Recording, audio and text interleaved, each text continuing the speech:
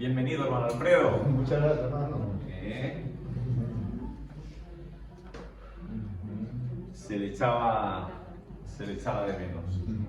Bueno, vamos ¿En qué libro, perdón, estamos? en Marcos. Marco, muy bien.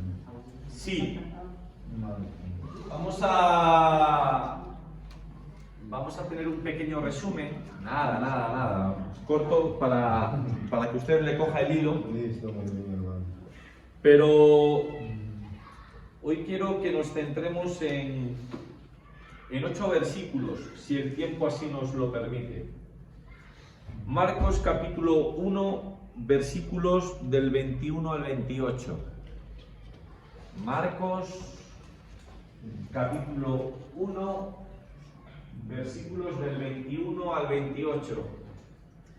Y de estos 8 versículos yo quiero resaltar 3 cosas, ¿vale? Y como digo siempre, pues valoraré mucho sus aportaciones, sus colaboraciones, sus comentarios, cualquier cosa. Dice: y entraron en Capernaum, y los días de reposo, entrando en la sinagoga, enseñaba. Y se admiraban de su doctrina, porque les enseñaba como quien tiene autoridad y no como los escribas. Pero había en la sinagoga de ellos un hombre con espíritu inmundo que dio voces diciendo: ¡Ah! ¿Qué tienes con nosotros, Jesús Nazareno? ¿Has venido para destruirnos? Sé quién eres, el Santo de Dios. Pero Jesús le reprendió diciendo: cállate y sal de él. Y el espíritu inmundo, sacudiéndole con violencia y clamando a gran voz, salió de él. Y todos se asombraron de tal manera que discutían entre sí diciendo: ¿qué es esto?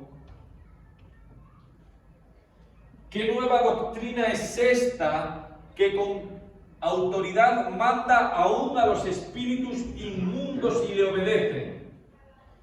Y muy pronto se difundió su fama por toda la provincia alrededor de Galilea. Bien.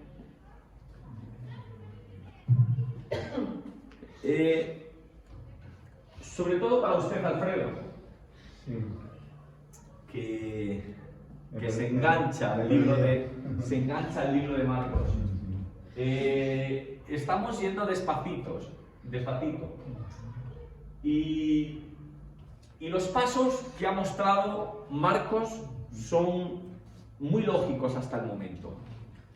En primer lugar, Jesús reconoció en el surgir de Juan el Bautista la llamada de Dios a la acción.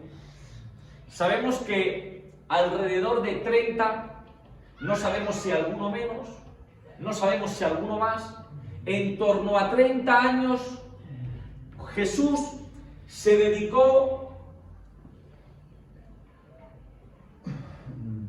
a cuidar de su familia, como primogénito que era,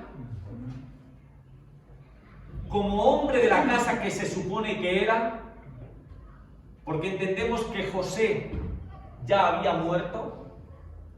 Por 30 años, no por 30 años evidentemente, ¿no? Pero hasta los 30 años desarrolló su profesión. Y hubo algo que fue el surgimiento de Juan el Bautista, que le confirmó que había llegado el momento de dar un paso hacia adelante. Es tiempo de dejar atrás la familia, es tiempo de dejar atrás mi oficio y dedicarme a las cosas de mi Padre Celestial. En segundo lugar, vimos que fue bautizado, y no porque él lo necesitara, porque él estaba libre de pecado, y el bautismo que Juan predicaba era para perdón de pecados, como una muestra, como una señal de arrepentimiento. ¿Pero de qué tenía que arrepentirse Jesús?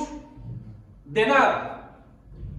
pero se sumó a ese nuevo caminar del pueblo en dirección a Dios. Ellos reconocían que se habían alejado de Dios, que su comportamiento no era como debido, y tenemos al Señor bautizándose y recibiendo el sello de la aprobación de Dios. Ya vimos que en Marcos es distinto a otro evangelio. Se habla como una voz personal. No quiere decir que esto lo escuchara todo el mundo que estaba ahí presente. Es algo personal que se le dice a él: tú eres mi hijo amado. Ahí recibe la aprobación por parte de Dios. Tengo este sentir, quiero dedicarme a tus cosas, pero ¿son cosas mías o es el momento adecuado? Y ahí recibe la aprobación por parte de Dios y el equipamiento de Dios para su tarea. Ese equipamiento lo resumimos en el Espíritu Santo, que descendió sobre él. También hemos visto, hermano Alfredo, que fue probado por el diablo y que escogió el método que había de usar y la manera a seguir. Es decir, él antes de iniciar su ministerio se retira al desierto y tiene que decidir cómo se va a mover. ¿Lo hará por imposición, como quiere el diablo, como quiere el enemigo, como quiere el adversario? No, sino que él se moverá por amor. También hemos visto que escogió a sus hombres para tener un círculo reducido de espíritus semejantes para escribir su mensaje en sus corazones. Esto lo vimos la semana pasada, ¿no? ¿Y qué vimos? Que eran hombres especiales, superdotados, estudiosos, aristócratas. Eran gente normal y corriente. Y ahora tiene que lanzarse a la campaña sabiendo lo que hacía. Bueno, no sé si empezar ya de tirón o dejarles que ustedes planteen algo que les haya llamado la atención e ir tirando de ese hilo. No lo sé, ¿alguien quiere decir algo? Sí, Pedro. En el 21 Sí. empiezan Capernaum, les enseñaba. Y luego a continuación hay otros sitios que dice que era la sabiduría, que no era como los escribas, Sí. sino algo especial. Muy interesante eso. Entonces él enseñaba desde el primer día hasta que se fue. Muy bien. Eso vamos a verlo en la última parte del estudio, ¿vale? ¿Quiénes eran estos escribas? ¿A qué se dedicaban? ¿Qué es eso de que él no enseñaba como lo hacían los escribas? Porque claro, cuando leemos eso, Pedro, tenemos que hacernos preguntas, ¿vale? Siempre, hermanos, eso no es ser un hereje, ni es ser un infiel. Siempre tienes que acostumbrarte a hacerle preguntas al texto, ¿vale? No sí, porque así lo dice. No. Tienes que preguntarle al texto, ¿vale? Si dice que el Señor tenía un método novedoso, que no enseñaba como los escribas, tienes que preguntarte, bueno, ¿cómo lo hacían ellos entonces? ¿Vale? Muy bien. ¿Algo más? Eso lo veremos al final, ¿vale, Pedro? Si tenemos tiempo. Muy bien. ¿Algo más? Enseñaban el sábado en la sinagoga. Muy bien. En la sinagoga, el sábado, en hebreo es Shabbat. Pero eso no vale. Que Eso quiera no chuletarme es a cristiano. si solo habla ella siempre. Ah, Si habla ella siempre. Que Lo tiene que trampa. quiere la chuleta. Yo te estoy diciendo lo que he estudiado yo. Claro. Bien. Lo que he estudiado yo. Araceli, Claro, lo que he estudiado. por ahí vamos a empezar. Miren, una pregunta. Lo que tengo estudiado. Arcelia, una pregunta. Mira, para ti, ya que has sacado el tema. Mira bien. Mira bien. Imagínate que tú tienes un mensaje de parte de Dios. ¿Vale? Un mensaje que tú sabes que es de Dios. ¿Dónde irías? A la iglesia. Perfecto. Pregunto, ¿por qué irías a la iglesia? Porque allí tú te puedes hablar con él sin que nadie te moleste. No. Espera. Bueno, hasta ahí. Hasta allí. Tú no tienes que hablar con Dios. No, porque él te habla él. Tú tienes un mensaje de parte de A Dios. decirlo a los Eso, demás. tú Eso tienes, es otra cosa. claro, o sea, tú eres consciente de que tienes un mensaje de Dios. De él para los demás. Y me parece fabuloso, iría a la iglesia, fabuloso, genial, te digo, perfecto. Y te pregunto, ¿por qué? ¿Por qué irías a la iglesia? Porque allí están las personas donde tienes que hablar lo que él te está diciendo. Perfecto. Te explico. Os explico muy bien.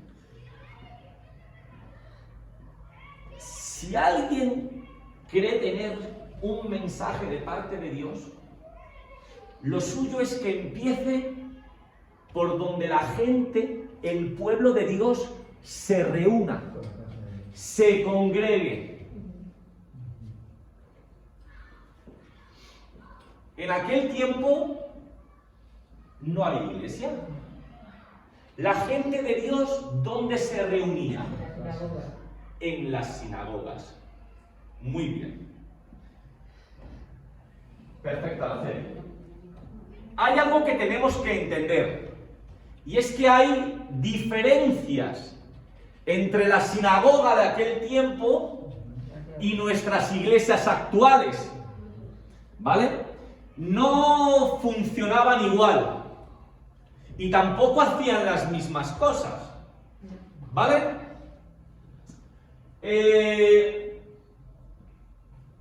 Quiero que veamos dos cosas. En primer lugar, que la sinagoga era principalmente una institución de enseñanza.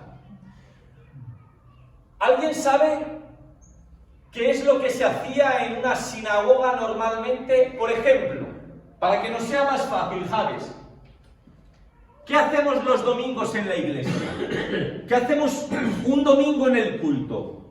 Hacemos tres cosas, ¿no? Principalmente. Número 1, cantar. Número 2, número 3, ¿vale?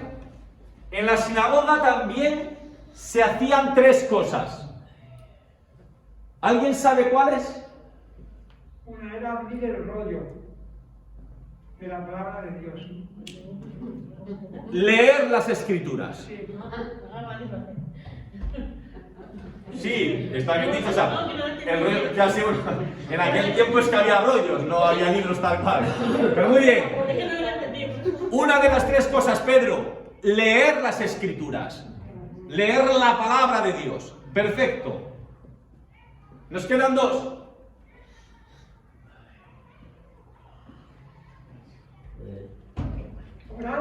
Oraban. Número 2. Solo hacían tres cosas en la sinagoga, Oraban, leían la palabra de Dios y nos falta una, que nosotros también la tenemos todos los domingos.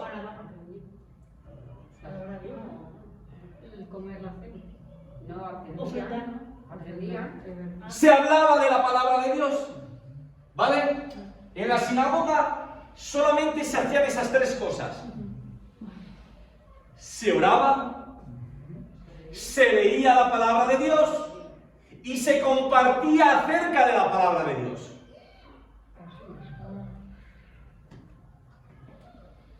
Esto hacía San Pablo cuando iba predicando en la sinagoga. Sí. La sinagoga, tenemos que saber, Olga, que era mucho más influyente que el templo. Miren que siempre hablamos del templo. Pero templos, ¿cuántos había? Uno. ¿Y dónde estaba? Jerusalén. Pero con la sinagoga Guadalupe era completamente distinto, porque la ley decía que donde había 10 familias, ahí tenía que haber una sinagoga. Es decir, que por muy pequeña que fuera una colonia de judíos, si había 10 familias, ahí había una sinagoga. Por tanto, podemos decir que el templo era el lugar de la adoración, era el lugar donde se ofrecían los sacrificios, y que la sinagoga era el lugar de la enseñanza, de la instrucción. ¿Vale? Muy bien. Muy bien. Muy bien. Por tanto, Araceli, que la has clavado, si tú tienes un mensaje de parte de Dios, irás a la sinagoga, que ahí se reúne el pueblo de Dios. Por eso, por ahí comenzó Jesús. Es más, hasta entonces no lo conocía.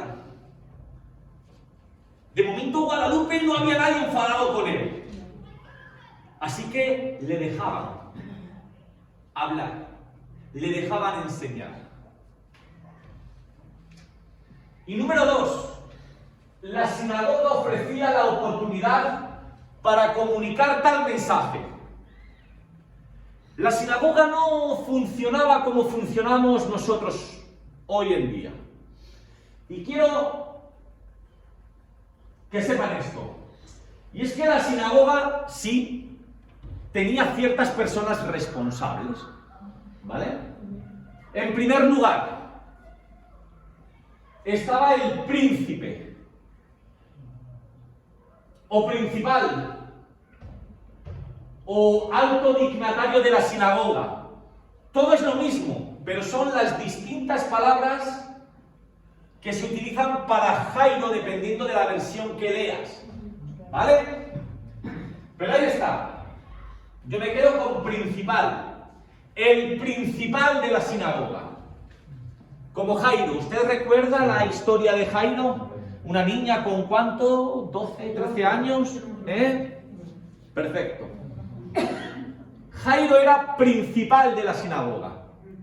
¿Y Sofía qué hacía el principal de la sinagoga?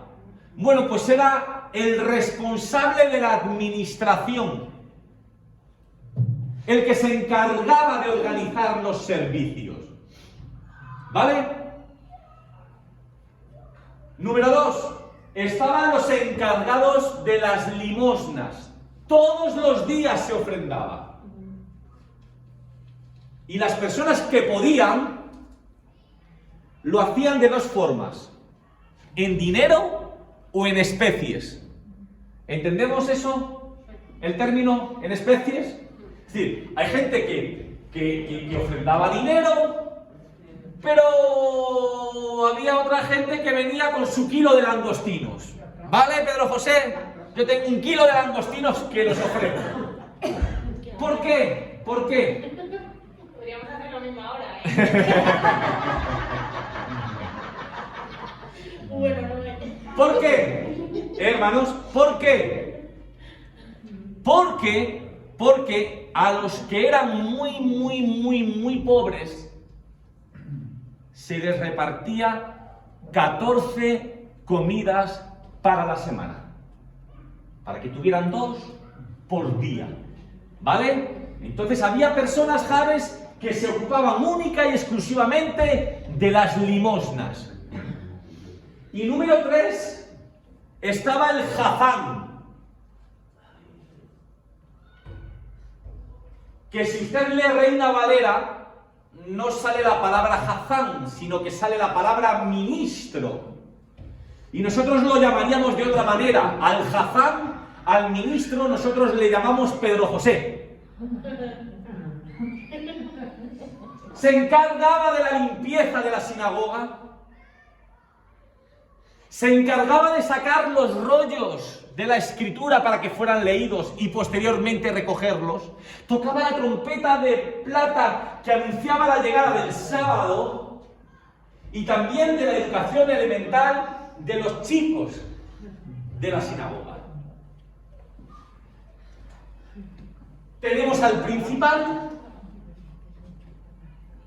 tenemos a los responsables de las limosnas, tenemos al jazano ministro, pero lo que no tenían las sinagogas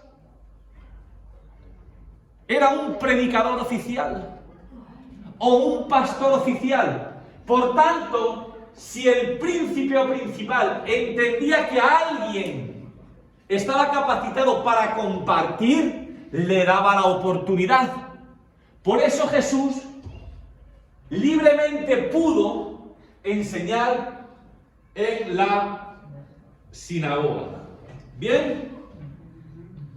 Eso es lo que tengo que decir en cuanto a la sinagoga. Dime. ¿Sí? No, un pequeño detalle. ¿Tiene frío hoy?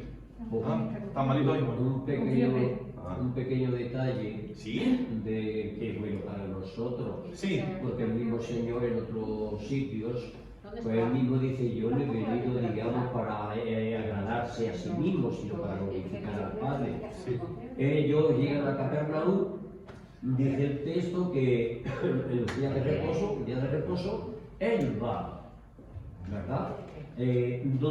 Donde sabía que debía de ir, donde sabía que Dios era adorado y glorificado.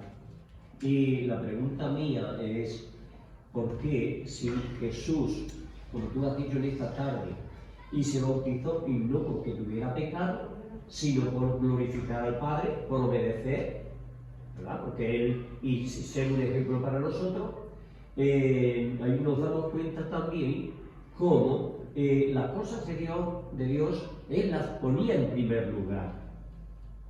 De tal manera que, bueno, pues luego que ocurre, pues las personas, los seres humanos se sorprendían. Claro que cuando uno ve determinadas cosas, en el fondo, a lo mejor que llevemos mucho tiempo en el Señor, pues uno se sorprende. Y eso ocurrió también con Jesús, ¿verdad? Y yo creo que, por ejemplo, entre otras cosas, pues esto también para razonarlo, darnos cuenta. Dice que como era día de reposo, es decir, día del Señor, pues él fue a la sinagoga. Muy bien. Bueno. ¿Alguna duda sobre lo que he explicado? Creo que es bastante sencillo, ¿no? ¿Vale?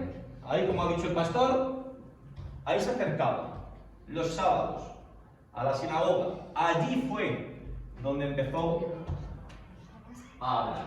Muy bien.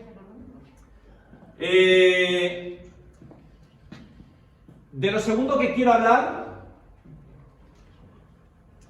es de lo que ha dicho Pedro José. La gente se sorprendía. ¿De qué se sorprendía?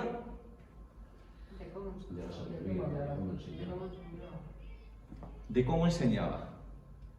Y se le compara a un grupo de personas, a los escribas, a los intérpretes de la ley. Bueno, ¿quiénes eran estos escribas? Las personas que escribían las cosas, pero a mano, Ajá. de todo lo que venían de los rollos, de todo, y algunos, las cosas no podían coincidir porque faltaban palabras. ¿Algo más? Porque soltaban el rollo.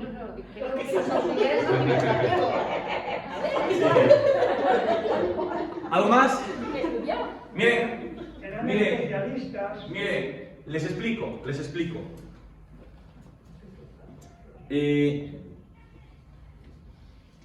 Para un judío común, para un judío normal, ¿qué era lo más sagrado? Lo más sagrado que había para un judío. La ley. La ley. ¿Qué era la ley? Los mandamientos. Es cierto, Araceli, que lo más concreto se resume en el decálogo moral, en esos 10 mandamientos. Pero para un judío la ley era la totalidad de los primeros 5 libros de nuestro Antiguo Testamento. La Torá, Génesis, Éxodo, Levítico, Número y Deuteronomio. Y ahí ya no están los 10 mandamientos única y exclusivamente. La cosa ya sube a 613 mandamientos. Algunos positivos y otros negativos. Cuando hablo de positivos y negativos, hablo de cosas que tienes que hacer y de cosas que no tienes que hacer. ¿Vale? Si hablamos de no matarás, estamos hablando de un mandamiento negativo. No porque sea negativo, ¿vale? No es que sea malo, pero se considera así, negativo. Igual que sea lo honrarás a tu padre y a tu madre, ¿vale? Se considera un mandamiento positivo. Pero no hablamos de cosas buenas o malas. Estamos hablando de harás o no harás. Muy bien. Ahora, para un judío, ¿qué era la ley? En primer lugar, era totalmente divina. Ahí el hombre no tenía nada que ver. ¿De dónde venía? De Dios. Si me lo dejan expresar de esta forma, del pensamiento de Dios. En segundo lugar, creían que Dios se la había dado directamente a Moisés. Y en tercer lugar, que era absolutamente santa y totalmente vinculante. Es decir, no había escapatoria. Lo que decía la ley había que cumplirlo sí o sí, porque era la voluntad de Dios. ¿Vale? Para un judío, vamos despacio para entenderlo bien, para un judío la ley era esto.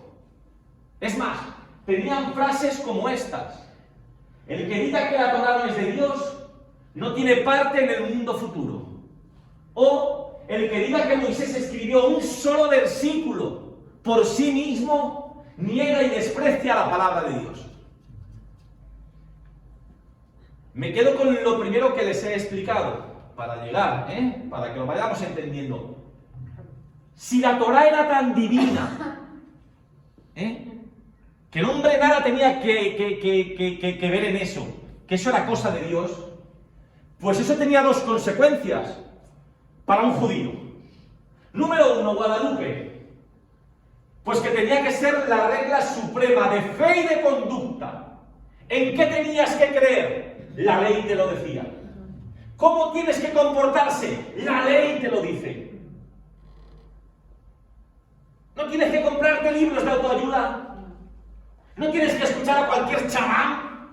La ley te lo dice. Todo. Su norma de fe y de conducta, número uno. Número dos, tenía que contener todo lo necesario para guiar y dirigir la vida.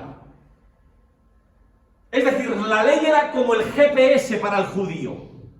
Cualquier duda, la ley tenía que resolverlo. Y si así eran las cosas, la Torá exigía otras dos cosas, Gabriel. Número uno, había que darle el máximo cuidado y el estudio más meticuloso. Es decir, si la ley proviene de Dios, si la ley es mi regla de fe y conducta, si en la ley encuentro todo lo que necesito para conducir mi vida, tendré que dedicarme a estudiar la ley para saber cómo comportarme y cómo moverme. Y número dos, la Torá contenía grandes principios generales, ¿vale? No siempre era tan específica, grandes principios generales. Pero si suponemos, Olga, que contiene directrices para toda la vida, lo que está implícito en ella tiene que hacerse explícito. ¿Qué es esto? Hay cosas que literalmente no están escritas, pero se sobreentienden. Eso es algo implícito. Hacerlo explícito es que quede más claro, que quede constancia. Hay que dejarlo más claro. Las grandes leyes deben convertirse en reglas y normas particulares. De aquí, hermanos y amigos, todo esto era necesario para explicarles el surgimiento de los escribas. Si tan importante es esto para nuestras vidas, necesitamos de alguien que dedique su vida al estudio para explicarnos las cosas que nosotros no somos capaces de entender. Por tanto, no has dicho ninguna tontería, Araceli, pero no solamente escribían por escribir, dedicaban su vida al estudio de la ley para decirle al pueblo cómo había de moverse. Los escribas, y con esto vamos a ir acabando este apartado, porque tengo otra cosita más. Los escribas tenían tres grandes cometidos. Tres, ¿vale? Tres. Primero, extraer de los grandes principios morales de la Torá las normas y reglas para cada situación concreta de la vida. Yo dejo estos enunciados, pero lo explico ahora un poco más sencillo. Y esto era una tarea sin fin.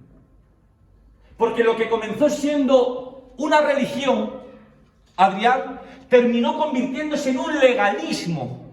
Porque esto era interminable. No trabajarás, o guardarás el día de reposo, mejor dicho, ¿no? No trabajarás. Pero había que definir qué era trabajo. Y ya te dicen que no, si andas más de 900 metros, eso está considerado trabajo. Si una aguja se te quedó enganchada en el vestido nuevo, eso es un peso superior al que debes soportar. Número 2. La misión de los escribas era transmitir y enseñar la ley y su desarrollo. Es decir, de estos grandes principios salían multitud de reglas y de normas que no quedaban por escrito. No. Y a eso es a lo que se le llama la ley oral. ¿Lo han escuchado alguna vez? La ley oral era eso. Todo el desarrollo de esas normas, de miles de normas, que aunque no quedaban escritas, tenían el mismo poder, la misma autoridad que la ley escrita. Y por último, para responder a lo que planteaba, creo que fue Pedro José, los escribas tenían la obligación de dar el veredicto en casos individuales, porque era un hecho que cualquier caso individual tenía que plasmarse en una nueva ley. A ver, que esto igual es un poco así confuso, pero les explico. Un escriba, rara vez, por no decir nunca, daba su opinión personal. Cuando era cuestionado sobre algo, él se basaba en lo que otros eruditos del pasado habían enseñado. Y solían responder con, pues hay una enseñanza de tal que decía no sé qué, y otra de no sé cuál que no sé qué, ya no sé qué, y no sé qué. Ahí estaba y radicaba la diferencia de Jesús, que Jesús no se basaba en nadie, hablaba por él, no citaba a nadie, tenía un nexo directo con el Padre. Por eso la gente se sorprendía. Oye, este enseña como el que tiene autoridad. ¿Vale? ¿Alguna duda sobre esto? Muy bien, ¿qué nos quedan? 15 minutos. Vale. Venga, este es el tema más complicado.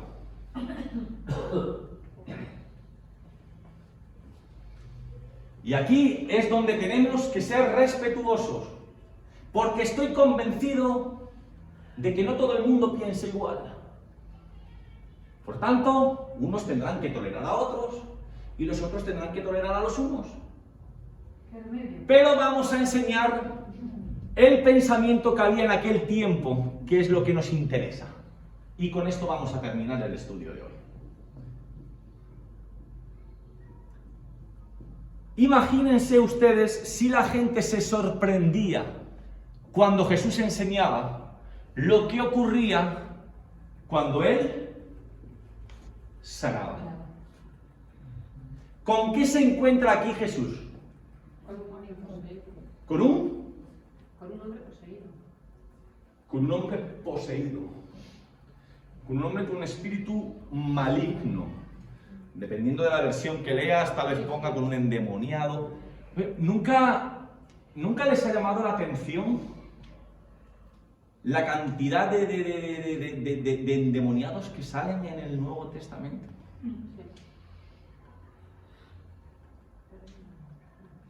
Es curioso, ¿no? Porque hoy, ¿alguna vez usted ha ido al médico y le han dicho usted está endemoniado? Pero no hace falta que nos lo diga. No, ¿verdad? Con la mirada se nota. ¿Ve? Pero en el Nuevo Testamento no. De todas ¿Sí? maneras, un poco no tiene nada que ver, pero sí tiene, porque fue a raíz del cura o obispo o lo que sea que ha dejado Sí. la iglesia. Sí. Bueno, pues estaba considerado ante la iglesia católica como un exorcista. Sí. ¿Vale? Lo que vendría a ser lo que se hacía antiguamente. Y entonces, Sí. bueno, la explicación que daban la mayoría de los psiquiatras hablando de este tema, incluso propios curas y demás, Sí. venían a dar un poco la explicación de esto que están diciendo, de la cantidad de poseídos que había antiguamente. Y es que, claro, vamos a ver, antiguamente no se tenían los conocimientos de psiquiatría y de psicología que se tienen hoy en día. Entonces, antes se confundía con estar poseído y muchos de ellos lo que tenían eran enfermedades mentales. Perfecto. O cosas así. A eso es a lo que quiero llegar al final, y ahí es donde yo voy a demandar de ustedes respeto, porque hay Que cosas... no quiere decir de todas maneras No, que sí, pueda lo vamos a haber- ver, lo vas a ver y ya vas a hacer. Simplemente sí decir una cosa que ahora sí puedo adelantar de lo que has comentado, y es así, o sea, ya en el año 340 después de Cristo, la iglesia cristiana tenía una orden de exorcistas, ¿vale? Ya en el 340 después de Cristo, ¿vale? Muy bien. A ver, vamos a empezar porque vamos despacio. Hemos ido despacio con lo de la sinagoga, hemos ido despacio con lo de los escribas, vamos a ir despacio con el tema de los demonios. Tan despacio como 15 minutos, que es lo que tengo, ¿vale? Pero que voy a tratar de explicarlo lo mejor posible. En aquel tiempo, Mari, la gente creía mucho en los demonios. Muchísimo en los demonios. Pero no solamente entre los judíos, ¿vale? Se creía mucho. Les voy a leer algo que tal vez les sorprenda, pero eso confirma la creencia que estas personas tenían. No sé cómo se pronuncia eso, Noelia. Renlepso, o no sé cómo se pronuncia eso. Cita un hecho que muestra la intensidad con que el mundo antiguo creía en los demonios. Y dice, en muchos, vean las cosas que hacían, en muchos cementerios antiguos se han encontrado cráneos trepanados. No se preocupe, Sofía, que yo nunca había escuchado tampoco esa palabra, pero ahora lo explica. Trepanados. Es decir, en los que se había hecho un agujero. En el cráneo. Un taladro. En un cementerio, 6 cráneos de 120 estaban trepanados, perforados. No sé si es ¿cómo se dice esto? Un sinónimo de esta palabra, ¿vale? Pero para que lo entendamos. Con la técnica quirúrgica limitada de que disponían, aquella no era una operación fácil. No creo ni que lo sea hoy en día, pero bueno. Además, estaba claro que los habían trepanado en vida porque el hueso había crecido después de la operación. También estaba claro que el agujero del cráneo era demasiado pequeño para tener ninguna utilidad quirúrgica. Y se sabe que el disco de hueso que se extraía se llevaba colgado al cuello como un amuleto. La razón para estas trepanaciones era permitir que el demonio escapara del cuerpo de la persona. Si los cirujanos primitivos estaban dispuestos a realizar tal operación, y las personas estaban dispuestas a sufrirla, la creencia en la posesión diabólica tiene que haber sido real. ¿Vale? Nos quedamos aquí. Primero. Ya verás que nadie se va a ir enfadado. Ya verás. Número dos. Estamos yendo no a nuestro mundo, del siglo XXI. Estamos hablando de aquel tiempo, cuando se escriben estas cosas. ¿De dónde procedían los demonios? Pues no todo el mundo llegaba a la misma conclusión, Alfredo. Se proponían 3 respuestas a esta pregunta. Número 1, algunos, no todos, algunos creían que eran tan antiguos como la misma creación. Dios creó los cielos y la tierra, muy bien, pero desde ese momento ya hay demonios por ahí pululando. Algunos creían eso. Otros, Araceli, número 2, creían que eran los espíritus de hombres malos que ya habían muerto y que seguían llevando a cabo su obra maligna. ¿Vale, Javes? Tú eres un tío chungo, pero chungo, y te mueres, pero tu espíritu humano todavía va dando guerra por ahí, ¿vale? Algunos creían esto, ¿vale? Y número 3, los más, la mayoría, por lo menos entre los judíos, relacionaban a los demonios con la vieja historia de Génesis 6, 1, 8. ¿Saben cuál es la historia? No, bueno, ¿alguien la puede leer rápido? Génesis 6, 1, 8. Creo que nos da tiempo. Venga, el primero que lo tenga, por favor. Génesis 6, 1, 8. Venga, bueno, que se nos vaya el tiempo. El primero. Los seres humanos, Sí, mira, ahí Mari, sí, mira. cuando los seres humanos comenzaron a multiplicarse sobre la tierra y tuvieron hijas, los hijos de Dios vieron que las hijas de los seres humanos eran hermosas. Entonces tomaron como mujeres a todas las que desearon. Pero el Señor dijo, ¿es esa? Sí. Mi espíritu no permanecerá en el ser humano para siempre, porque no es más que un simple mortal. Por eso vivirá solamente 120 años. Al unirse los hijos de Dios con las hijas de los seres humanos y tener hijos con ellas, nacieron gigantes que fueron los famosos héroes de antaño. A partir de entonces hubo gigantes en la tierra. Vale, cielo, con eso es suficiente. ¿Cómo contaban Mari y los judíos esta historia? Pues decían que hubo dos ángeles, que atraídos por las mujeres tan hermosas que había en la tierra, vinieron.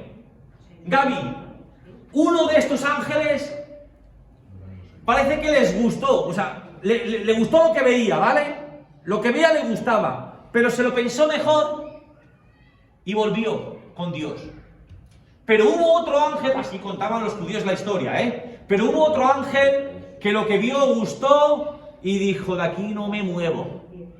Y se dice que engendraron hijos y que de esos hijos engendrados son los demonios, o vienen los demonios, ¿vale? Los judíos contaban así la historia. Ahora, hermanos, miren, por favor, alguien que siga esto para que me digan cuándo tengo que pasarlo. Todo esto igual. Esto no es, yo no estoy aquí exponiendo en ningún momento mi planteamiento ni mi posición. Estoy hablando de lo que ellos creían, ¿vale? Esto. Va a haber cosas que te parezcan ridículas, pero ellos lo creían. Miren, el término colectivo para demonios en hebreo es mazikim, que quiere decir los que hacen daño. Eran seres malignos entre Dios y la humanidad que trataban de hacer daño.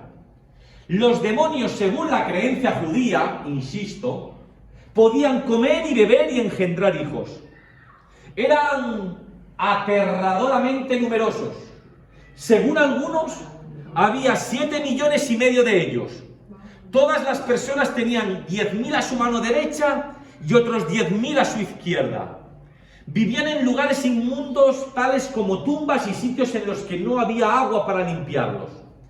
Vivían en el desierto, donde se podían escuchar sus aullidos. eran especialmente peligrosos para los viajeros solitarios, para las mujeres que estaban de parto, para la novia y el novio, para los niños que estaban fuera de casa después de ponerse oscuro y para todos los que iban de viaje por la noche. Estaban especialmente activos en el calor del mediodía y entre la puesta y la salida del sol. Había un demonio de la ceguera y un demonio de la lepra y un demonio de las enfermedades de corazón. Podían pasarles a las personas sus dones malignos.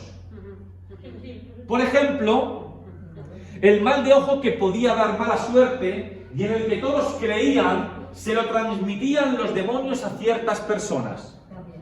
Realizaban su obra utilizando ciertos animales, la serpiente, el toro, el asno y los mosquitos.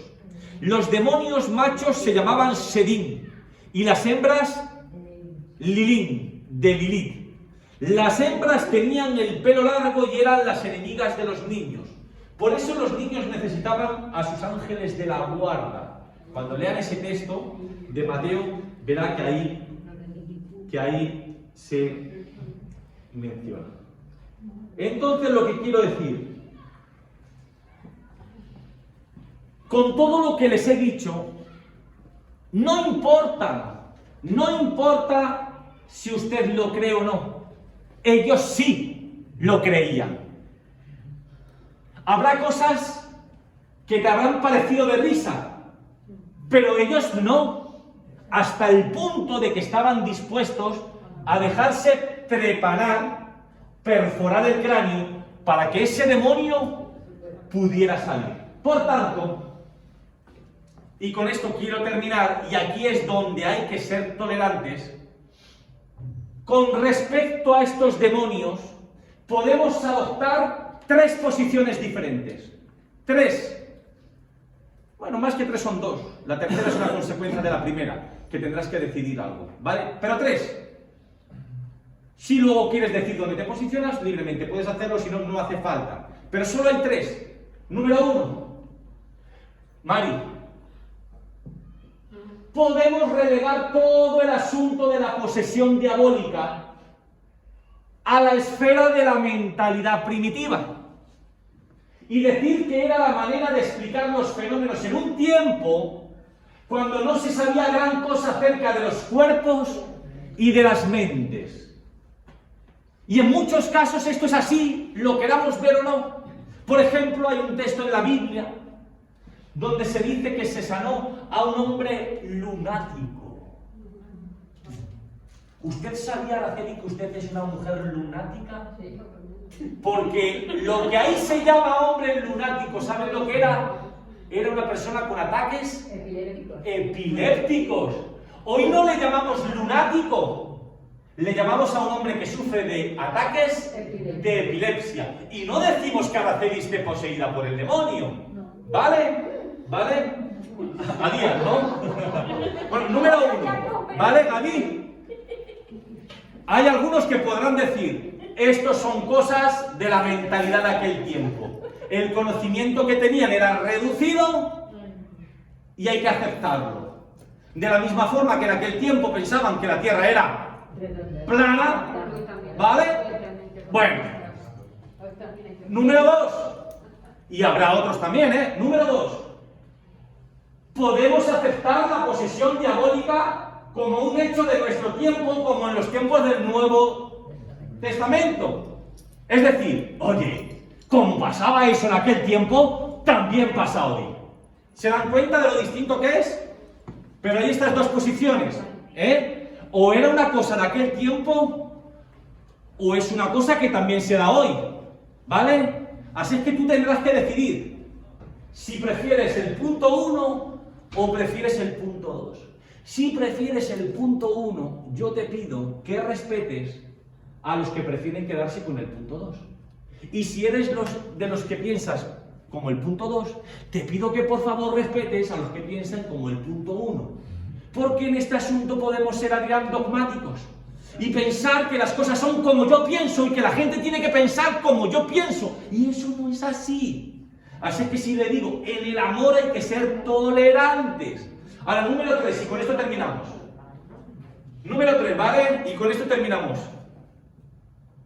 Para los que están con el punto número 1, que esto es una cosa del pasado, si adoptamos la primera posición, y de verdad que con esto terminamos, tenemos que explicar la actitud y las acciones de Jesús. O bien él no sabía más acerca de este asunto que la gente de su tiempo, cuestión que se puede aceptar porque Jesús pues no era un hombre de ciencia, ni vino para enseñarnos cosas de ciencia, ¿vale?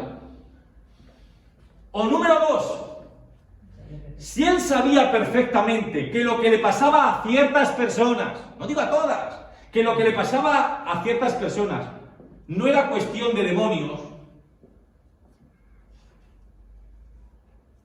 él sabía perfectamente bien que no podía curar a una persona que tuviera estos problemas a menos que asumiera lo que el paciente consideraba la causa de su enfermedad.